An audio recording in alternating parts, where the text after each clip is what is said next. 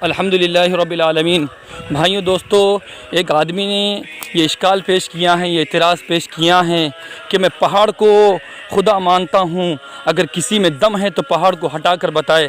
اسی طریقے سے ایک آدمی نے یہ کہا ہے کہ میں سمندر کو خدا مانتا ہوں، کسی میں دم ہے تو اس کو روک کر بتائے۔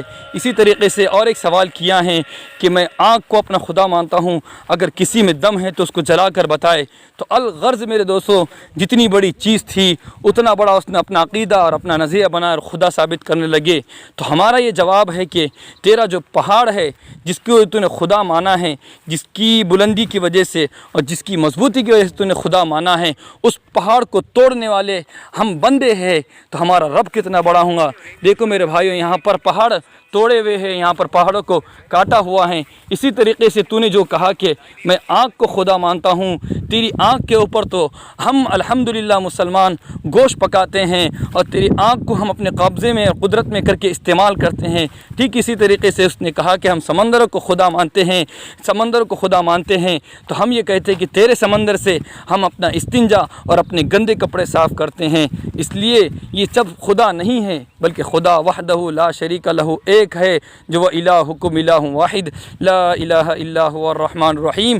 یہ تمام کے تمام جو چیزیں ہیں وہ اللہ تعالیٰ کی پیداوار ہے، اور اللہ تعالیٰ ہمیں ان میں غور و فکر کر کے ہمیں اپنی دعوت محبت اور دعوت توحید دیتا ہے کہ سب اتنے بڑے سمندر ہے، اتنا بڑا پہاڑ ہے، اتنی وسیع زمین ہے، اتنی زبردست آگے ہے، تو ان کا پیدا کرنے والا کتنا بڑا خالق اور مالک ہوگا۔ اس لیے اپنے ایمان کے بارے میں جب بھی شبہات آئے، اپنے ایمان کے بارے میں جب بھی وسوسہ آئے، تو ہمیں پریشان نہیں ہونا چاہیے۔ اللہ کی توحید کے بارے میں، اللہ کی ربوبیت کے بارے میں، اللہ کی خالقیت کے بارے میں، اللہ کی ستاریت کے بارے میں، اور پیارے محمد اقدس صلی اللہ تعالیٰ علیہ وسلم کے بارے میں، یا اسلام کے چھوٹے سے رکن کے بارے میں، چھوٹے سے چھوٹے عمل کے بارے میں، اگرچہ وہ مسواک والا عمل ہو، اگرچہ وہ استنجے والے ڈھیلے ہی کیوں نہ ہوں، ہمیں شبہات میں مبتلا نہیں ہونا چاہیے۔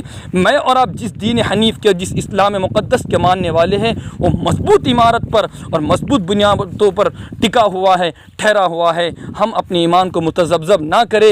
دیکھیے ہمارے سامنے یہ پہاڑ ہے اور اس کو کاٹا گیا ہے، اور لوگ اسی کو خدا مان رہے ہیں۔ ٹھیک اسی طریقے سے ہمارے سامنے پانی ہے جس کو خدا مان رہے ہیں، ہم اس کو اپنے قبضے قدرت میں لا رہے ہیں اور استعمال کر رہے ہیں۔ ٹھیک اسی طریقے سے آگ بھی ہے میرے بھائیوں۔ تو اس لیے اللہ تعالیٰ کی ربوبیت کو جاننا چاہیے اور اللہ تعالیٰ کو پہچاننا چاہیے۔ اللہ سے دعا ہے کہ اللہ تعالیٰ ہم سب کو ایمان کی خیریت اور ایمان کی عافیت نصیب فرمائے۔